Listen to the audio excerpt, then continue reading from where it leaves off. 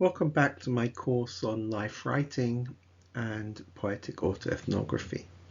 In our last video, I tried to explain the special features of poetry reading and writing and how they contribute to the autoethnographic process. In this video, we're going to delve in more detail into the research method itself. But before we do the workshops, which will be in the coming videos, I would like to explain the principles and the components and why we have these different components in this research method. So let's start with some real basic principles. So first off, you have to be open to critically examine your own experiences. This is not an issue of representing. There's a lot of representing of ourselves in the rehearsed narratives. This is actually about learning about yourself. So this is a research method in which you are going to explore your own experiences. So this is a process in which meanings, feelings, and understandings about yourself will emerge. Now this is a page from one of my journals. Actually, that's my handwriting, you can see over there. And this is the most important principle. If you're going to do this, and if you're going to do a poetic autoethnography, you have to be brutally honest with yourself. There's no point in doing this if you're going to lie, if you're going to cover up the areas you feel uncomfortable with. I don't mean you have to present them to other people necessarily, but with yourself, you really need to be brutally honest. You're working out what your life means, what it means to you. And all of us, no matter who you are, no matter how many different types of writing you've done, no matter how many therapy sessions you've been to, no matter how many conversations with your significant other you've had, there are areas in yourself that you hide from yourself. So if you're going to do this, really be brutally honest with yourself.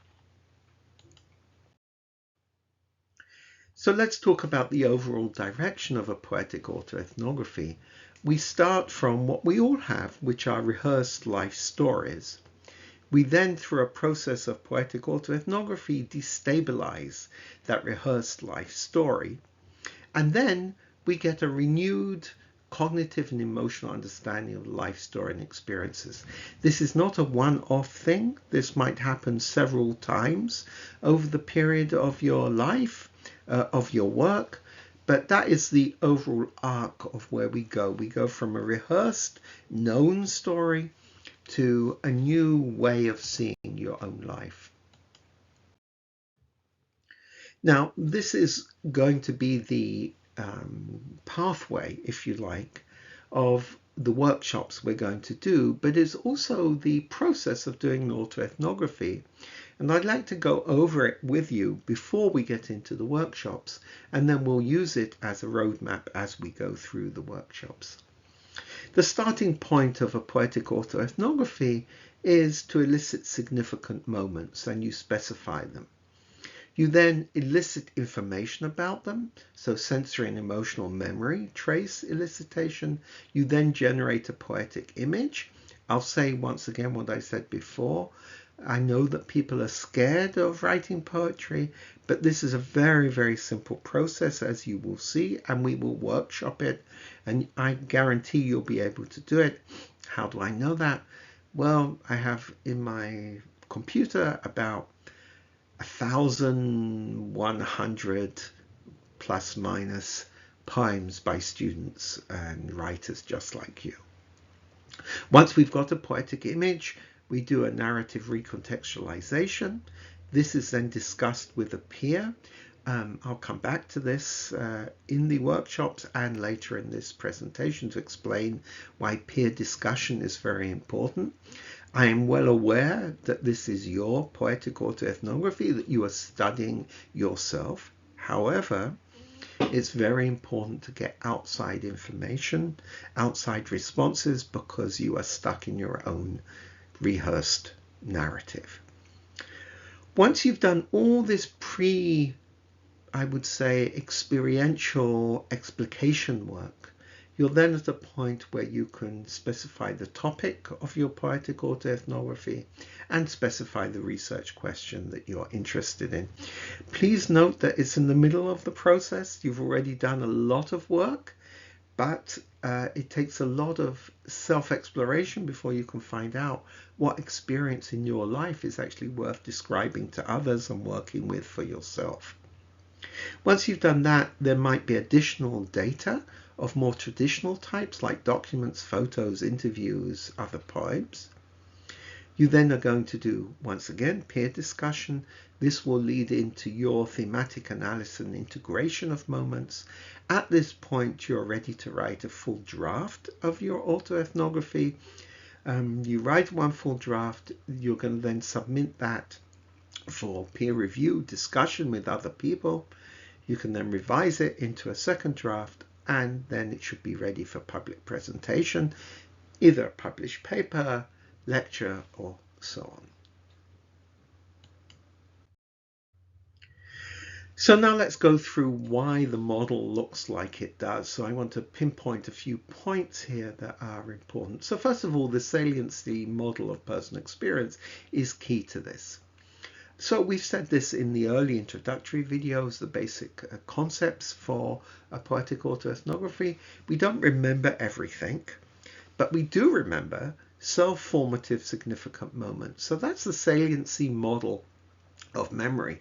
We have multiple experiences in our life. We store the memories, but there are certain memories which have a different role, and they are so significant to you that you see them as creating who you are.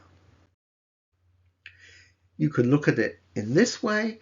It's basically your sense of identity emerges from your self-defining significant memories, and of course the social, cultural, familial interpretations of those memories that you have applied to interpret what your experience actually was like. How do we elicit significant memories? Well, we're going to use a method that has been tested and used, and there's a lot of data on it. We're going to use something called a focused free writing. For poetic autoethnography, you're going to have multiple memories which would be elicited. It's not one memory, but rather a string or a cluster of memories. And these are the basic principles by which we elicit them. It's a free writing task, so writing without stopping, allowing your memories to direct your written text. Writing without censorship. Write down everything that comes to mind. This is particularly important because we're very good at hiding things from ourselves.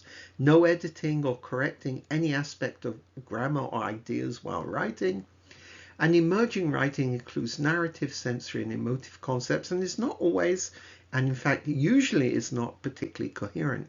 The process here is allowing, if you think of the poetry free generative process, allowing your mind to wander and just write down all the associations that come with whatever that memory is. So what about our poetic image writing? Well, we have a self-defining significant memories, and then we're going to do an elicited free write.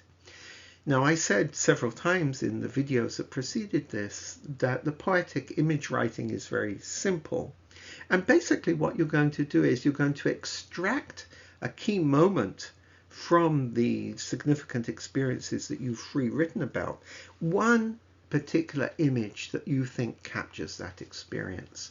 It's a very simple thing to do. I guarantee you'll be able to do it. But when you have that image, basically what we're trying to do is to destabilize the narrative, focus on the essential sensory and emotive information, and this allows you to generate new interpretations, multiple interpretations of what actually happened in that experience. I know this sounds slightly abstract, but when you do it, especially when you've done it a few times, you'll see that this is a very enlightening process. Narrative contextualization. So once we've extracted that core poetic image, what we're really trying to do is to create narratives which are more ambiguous, which have more interpretations of the information that you've actually elicited, rather than the initial interpretation that you have, the starting interpretation. You think, are there other ways of actually understanding what happened to me? And when I look at this image, what emotions do I have here? Are those the emotions I thought I have? What types of emotion could possibly be elicited here? Why did that happen? And so on. In other words, we're aiming in the narrative recontextualization a new way of seeing what your experience is and how you interpret it. Why do we have peer-to-peer discussion? This is actually very simple to explain. Everybody, me as well, we're stuck in our own minds and we understand things as we understand them. In fact, when it comes to our life stories, we spent so much time interpreting a rehearsed narrative that it's very difficult to get past that. When someone else hears a story, or when you hear somebody else's story, you very often have different ways of understanding it. Perhaps you could see it in a different way. Perhaps you find different emotions. Perhaps you respond with a personal understanding. These things open up a space within which recontextualization can happen. So why peer-to-peer discussion? So first of all, to provide additional interpretation as personal experience, perhaps to counter your assumed meanings and inherited narratives, and most importantly, to share a discussion of different meanings and feelings that might be present within this experience. You're going to elicit quite a lot of significant moments, and I did want to say something about how this whole process works. So there's going to be a free writing elicitation. You're going to generate an image. You're going to do narrative contextualization.